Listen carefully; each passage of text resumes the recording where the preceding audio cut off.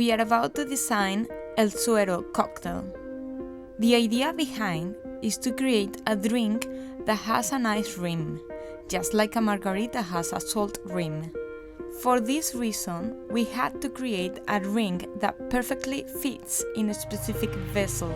In this case, we 3D designed and 3D printed a prototype of a vessel that has a gap right where our guests place their lips and a ring that perfectly fits in this gap. We will design a glassware using a software called Blender, which is very simple and intuitive. Then we will download the design as a STL file that you can 3D print. In our case, we use a Flash 4 Adventurer 4 3D printer. Soon we will have the two pieces 3D printed as prototypes.